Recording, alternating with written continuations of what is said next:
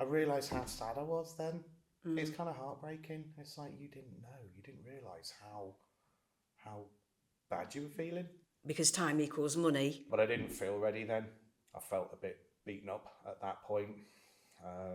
Your self-confidence takes a hit. Your self-belief is low. This is the way I use the analogy. You kind of, your phone starts dipping and then, oh my God, you get into that dangerous bit when it's like, it'll still operate as a phone, but it'll be on low power mode. You can't make any calls. Why?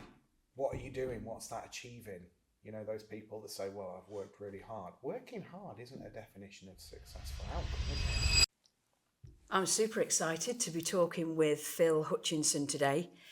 Phil is doing something a little bit different, actually, with a business that he's created, having come through some challenging times, and now he supports others in how we relate to each other.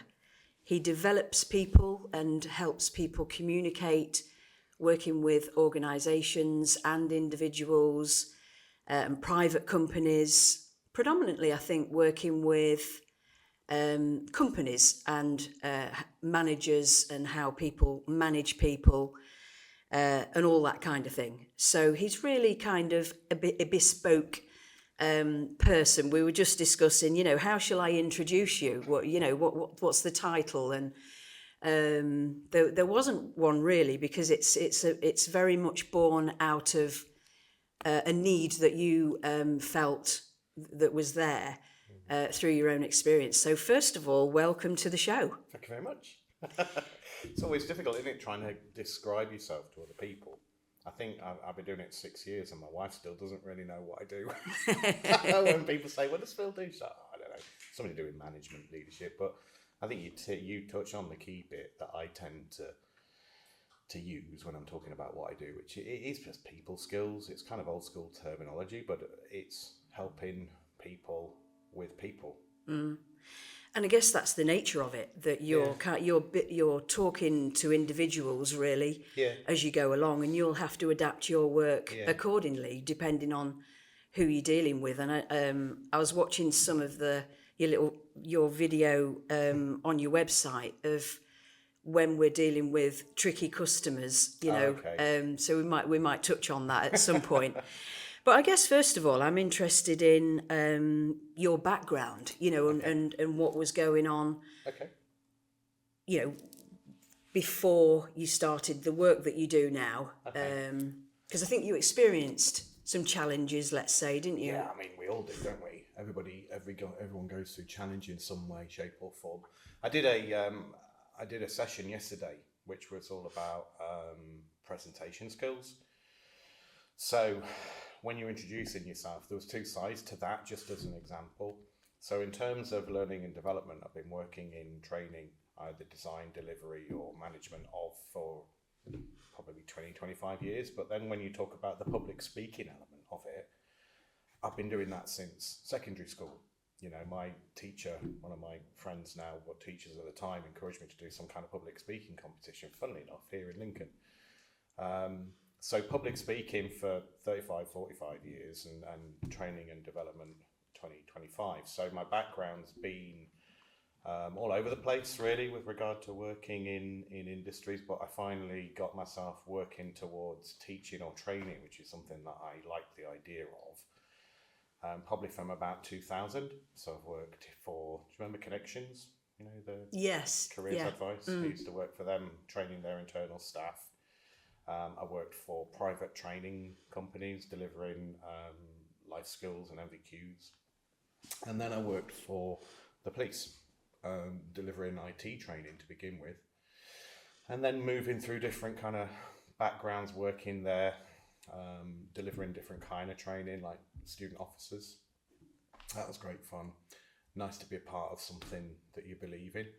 And then that changed quite drastically because we got outsourced. Don't know if you remember, but Lincolnshire Police, we really struggled with the funding model. It doesn't work well for a large geographical area with low levels of crime. That reduces how much you get paid to provide the service. So they had to outsource, and we ended up with G4S, who had a completely different approach and ethos. and it was about financial transaction as opposed to service delivery, and that hurt.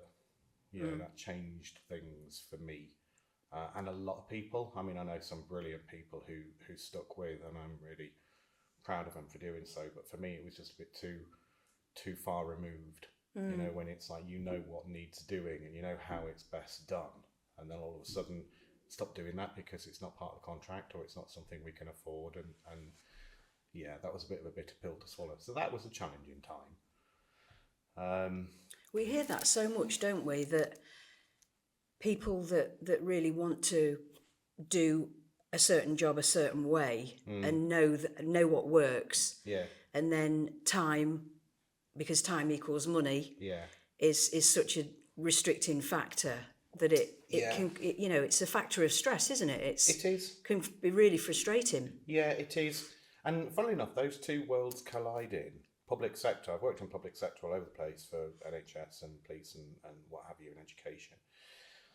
And public sector needs some of the skills of private sector, and some private sector needs some of the ethos of public sector. So, the kind of the financial focus might not have always been there in certain public sector organisations. So somehow there was a useful blend, but it didn't feel blended. It felt very difficult. I don't know if I was telling you this, but I saw a photo of myself when some colleagues and friends were giving me a birthday cake, because I changed jobs a number of times, again, trying to help. That driver to help can become your own Achilles heel if you're not careful. So when we moved into a different kind of approach and requirement, there were different roles required. One of them was business development. I thought, I'll help my friend who I worked for and we'll do that. It wasn't the right thing to do. It wasn't the right job for me, but I tried it because I thought, I'll see if I can do this. And I think it was around that time. So there's a photo of me receiving a birthday cake with fake smile. And I look back at the picture and it makes me really sad, because I realised how sad I was then. It's kind of heartbreaking. It's like you didn't realise how bad you were feeling. And you just keep going and keep learning and, keep delivering. But it's the learning that came after that has helped me and makes me want to kind of help other people. Right. When you kind of realise, I decided that it was time to move on, because I always wanted to work for myself. I thought that sounded like a good thing to do. But I didn't feel ready then. I felt a bit beaten up at that point. Your self-confidence takes a hit. Your self-belief is low. What were you thinking at that time? What was going through your mind when you look back? I think that I was cross. It took a long time to move the anger aside, and you just, create this kind of enemy, bloody G4S, and it's all their fault. Of course, it's not the organisation's fault. It's not them at all. As I kind of grew and developed and learned and met more people, I knew the guy who was the contract manager, and he would talk to me about, how the contract came about and the challenge that it faced. And as you get older and wiser, you learn more. But when you're kind of in child mode, you're in self-defense mode, and you think like a child. So it was like feeling really sorry for yourself and angry, and feeling like it had made me ill and they'd made me ill and it's a real blame, negative. And helpless. Yeah, helpless, clueless. And I started looking for things. Again, I teach this stuff. I'd help other people learn this stuff because I've been through it. It's a heartfelt message, but it's the difference between like a Jack Sparrow. I've got a Jack Sparrow slide when he's legging it down the beach away from all the cannibals that are going to eat him. That's your primal self-protective mode in full swing, getting you away from the problems, and you're just legging it. And then the other side is a picture of Daniel Craig as Bond, and he's kind of striding towards it. His eyes and he's clear, and he's taking his time, and it's measured. So there's monkey brain, if you like, as I call it, your primal brain just trying to keep you safe and get you away and look after yourself. That's how I ran away from that job. I love that visual, by the way. You can have it. It's a Hutchinson original. But yeah, or the slightly different approach I took later, which was like working towards something. So although this has been an idea in the back of my head to work for myself for years, at the time then I wasn't in the right place to do it. I didn't think I was. I didn't think I'd learned enough to do it. I didn't think I'd earned enough to do it. So I moved from that full-time job to another organisation, which was a social care education. Feeling beaten down, I guess, as well, though. You know, Yeah. in order to start a new enterprise, which you did eventually. Yeah. At that point, you were, your resources and your resilience. I know that you talk about resilience, and we'll talk more about that today. At that point, your resources were probably quite low. Yeah, it took some time to repair the damage that I had let myself take, because part of it is responsibility. You know, you think you're all right and you can cope, but you know something's wrong. I think your body tells you everything you need to know, but we're really good at ignoring it. So I think when I left the police and went into the social care sector, it took some time to come back to me and be me, and to believe in me again. And, you know, the people that I worked with there were great. They were encouraging, and, you know, all of a sudden you realise you've got value and currency, because they're like, oh my God, you've done X, Y, and Z. You can help us do this. And you think, damn, I wish I believed in myself as much as I did. You know, I wish I was this clear back then. I think that what you're talking about there, loads of people are going to relate to, because we're in a culture now, aren't we, where, you know, so many people are going to work and feeling like they're paddling upstream. Yeah, definitely. And sort of trying to work through policy, which sometimes feels like we're having to sit on our hands in a way, in certain ways. Yeah. And it just goes against our, what's the word? Our resources, our creativity. Yeah. You know, we're restricted, aren't we? And I think over time it takes its toll, doesn't it? I think. It feels like we're all round pegs squeezed into square holes. I saw something the other day. I don't know if it's true or not. Maybe you know. And it was a theory about how we used to sleep and when we used to sleep. And this person suggested that we used to go to bed at sundown. Mm-hmm. Not sundown, Adventure Park. We used to go to bed when the sun set. And that's when you would sleep, and then you'd wake up for a little bit. And there was kind of midnight hours where people would wake up and do some bits and bobs, like sewing, darning or what have you, and get on with stuff. And then they'd sleep again until sun up. I thought that was menopause. When you get Menopause as well. Actually, I'm not sure it can be specified by gender. Yeah, for sure. Getting up in the middle of the night. But I think we are working in a world where we've been culturally shoehorned into overlong hours, with an expectation it being 9 to 5 or whatever, 8 till 5, Monday to Friday, with these then 2 days to recoup.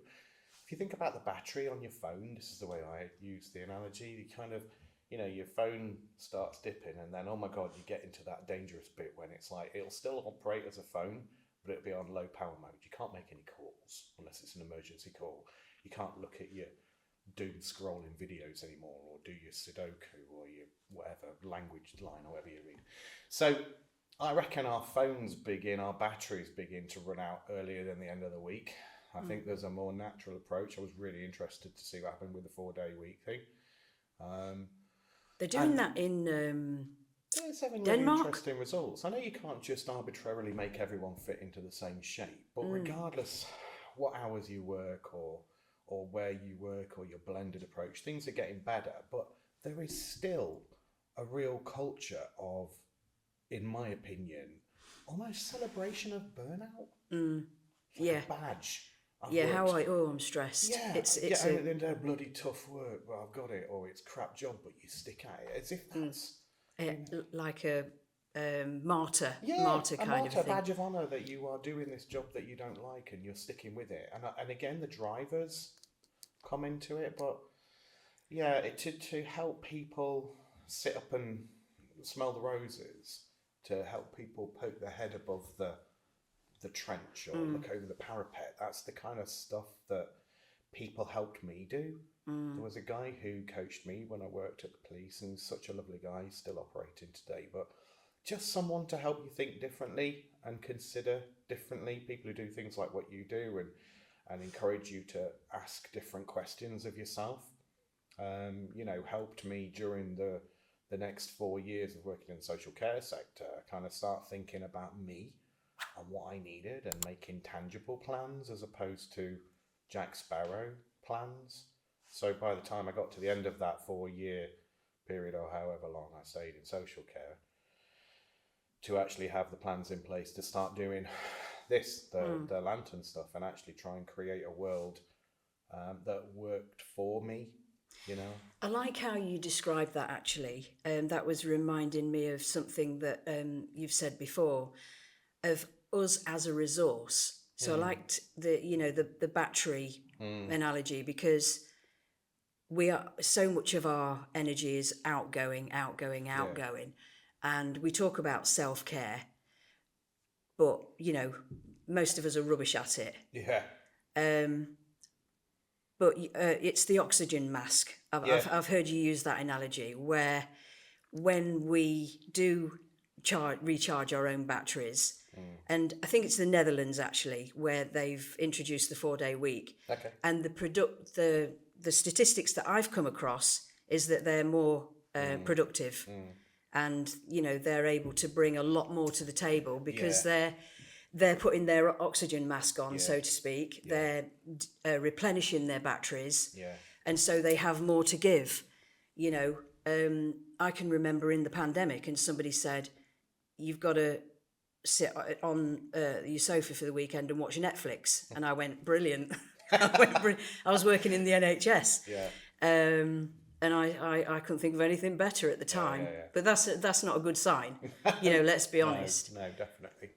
We've got nothing left, have we, a lot of the time, and the weekends are so short. No, I think you've got to be really clear. And again, something that was shared with me, and I try and share it with other people in almost everything I do, is be really clear about what your definition of success is. Think about what you're working towards. If your definition of success of being busy and productive and effective is to sit in the chair for 40 hours a week, why? What are you doing? What's that achieving? Those people that say, well, I've worked really hard. Working hard isn't a definition of successful outcome, is it? It's just about expenditure of effort. There was somebody who I've worked with recently, she's like, well, I'm working really hard all the time. Good. Well done. That should be celebrated and rewarded. But if you're working hard on the wrong thing, or in the wrong way, or it's draining your batteries, would you rather have 30 hours of absolute perfection, really good gold standard stuff, or you can have 40, 45 hours of mediocrity? And I'm like, we're all different. We all work in different ways and different paces, but that was one of the drivers for work for myself. You're right. Funnily enough, you described quite succinctly at the beginning that you work for other people, and work is often dictated by the needs of the people that I work for. What I do, when I do it, how much of I do it, or how much of it I do, is often dictated by their defined needs. So you are subject to that to a degree, but it was always about working part-time hours for a sustainable income that allowed me to do what I really wanted to do and what made me happy, what keeps those batteries charged, because I drain them really quickly, and I celebrate that. We were just talking about the training delivery stuff. If you think about the kind of work that I do in my kind of week, only a fraction of it is actually stand-up classroom delivery. The rest of it's the office-y based stuff, the going to meetings, the preparing your materials. But classroom-based delivery, although it's my favourite bit, drains you. It's like you've got your phone on Wi-Fi, Bluetooth, looking for signals 24/7, roaming. It'll drain your battery down sight quicker than when you just got it on quiet mode, not doing anything. So, it helps to understand what drains you, what charges you, what recharges you, as you were saying, looking after yourself. That's the key to self-help, I think, and self-care. If you understand what's going on in here and in here. We're not taught that, are we? No. We're taught how to work hard, and culturally what's expected. Most people expect far more of themselves than they do of anybody else. Everybody's harder on themselves, and they need to be, us included. And like you say, it's really difficult to do. People, my old boss, I met her for a coffee the other day, actually. It was nice to see her again, but My old boss at one point said to me when I was working in the social care organisation, she's like, I think you're one of the most resilient people I know. And I was like, are you kidding? I'm a bag of spanners. I'm all over the place. I really get down and high and struggle sometimes. She's like, yeah, but you know it. You know what you are and when you are. And I'm like, oh, okay, that's interesting. And you think, yeah, self-awareness is really useful, but sometimes physician heal thyself, sometimes the ability to practice what you preach is a real challenge. You know what you need, but again, said it yesterday, there's a course I'm delivering this week for managers and leaders at an organisation in Louth. It's like, how many of you find it easier to solve other people's problems than your own, and everybody's hand will go up? You could ask everyone in here and they're like, yeah, it's easy to fix someone else's problems. Yeah. Because, someone comes to you with all these issues and you go, well, the answer's that. Obvious, isn't it? Yeah. And then you realise it's like, yeah, but why haven't I figured that out for myself? Because you're kind of riddled by your baggage and you can't see clearly because you're clouded by your emotional reactions to things. So I think that's a really good point, and it is what's missing, that time and space. We're talking about time that we don't have any. And so what's required of gaining that self-awareness, time and space. Yeah. For us to sit with ourselves and say, okay, how am I actually feeling? Where have I got tension in my body? Yeah. I think what's upset me this week? Yeah. What I was feeling worried, or what kept me awake? What was I thinking about? Yeah. But that takes time to actually almost have a conversation with yourself. Yeah, it's more than time and space, though, isn't it? It's permission as well. It's permission and it's encouragement, and it's also. I find that I need the right people as well. So when I'm in the best place and I've proactively kept myself well, as opposed to reactively trying to fix myself, the proactive key for me about self-care and self-preservation is to put the people that I'm going to need in place in advance of when I'm going to need them. The analogy here is the car. You've got an expensive car, you don't just take it to the garage when it's knackered. You pop it in every 6 months to keep it fixed and to maintain it and to keep it well and to keep it running. So the way I keep myself well is to make sure that one of the things I need, time and space, is also the right people. So I'll scatter those people throughout my diary and week and month. So I know it won't be long before I'll see somebody. So if I am struggling with something, I'll have someone, you and me, have a chat, and you'll be able to work something out or explore. And then sometimes I don't want that kind of thing. I want to go to the pub and have a pint with my mate and take the mick out of each other and just talk rubbish. And then there'll be other times when what I really need is a hug from someone who loves me. And then there are other times when I just want to be able to play. And there are other times I want somebody who understands business and working for yourself. So I think if you surround yourself with the people that you need so that you can either access it or you put them into your life in advance, I think that's one of the secrets for me of keeping yourself well. Yeah, absolutely. And that's really interesting because I think that runs through the work that you do, which I definitely want to get into, because you talk about the importance of relationships and how we impact others and how others impact us. Yeah. And essentially the work that you do with organisations, you talk a lot about communication and how to have a happy staff, really, as much as possible in how you treat others, you know, and how you develop others. Yeah. And you're all about that, really. So I was hearing there that you're practicing what you preach in that way because you're aware of what you need from others as well, or, to who to be around. Yeah, it's a long old journey though, isn't it? I mean, I'm 50 something, too. I can't remember how old I am. That tells you that I'm too old, full stop. But it's an ongoing journey to learn about yourself and what you learn about yourself if you're willing and open to learning about yourself. But yeah, to know what I need and to proactively get it in place ready is a relatively recent revelation, even though it's something that I've known forever. But yeah, relationships are key. I think that the fact that I describe my world as people skills orientated, and as you described it when we started, people are key. You know, okay, there are organisations where there aren't any or many people involved, but most of them do. And it's one of the things that, like you say, is missed and overlooked. When you look at what I do with regard to management and leadership support, I exist because many organisations don't have provision included in their training departments for people skills. Most companies claim, if they claim to be very hot on training and development, they go, oh, learning and development, this, that, and the other, but they do all operational training.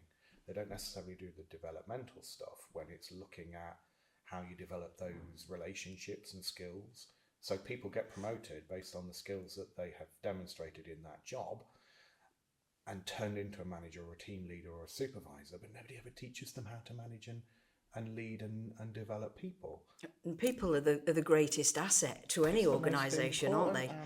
And risky and expensive and incredible resource that you've got. So if you're not clued up on how to look after people and develop relationships with people, your business will fail, regardless what it is and what you're doing. And again, like I say, it's worryingly absent in either education or early development of business or kind of people's definition of success. Everything's so technology orientated, or lots of things seem to be so technology orientated. It feels a bit like baby's been thrown out with the bathwater sometimes. It's not, you can't say that across the board, but yeah, that's why I kind of hone in and specialize on that, because it's so impactful and so helpful and so absent in many places. Absolutely.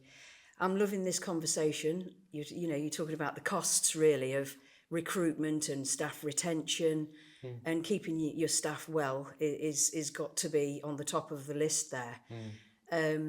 So I'm just loving this conversation. That is the end of part 1 in this 3-part series with Phil Hutchison. We're getting into all things wellness, how to keep people well, how to keep ourselves well. We're talking about the corporate world, and we're talking about Phil's experiences through challenges in burnout and how he developed what he's doing now in order to negate that for people really, and how he helps others. And we're going to talk about some success stories and everything in between. So tune in again next week.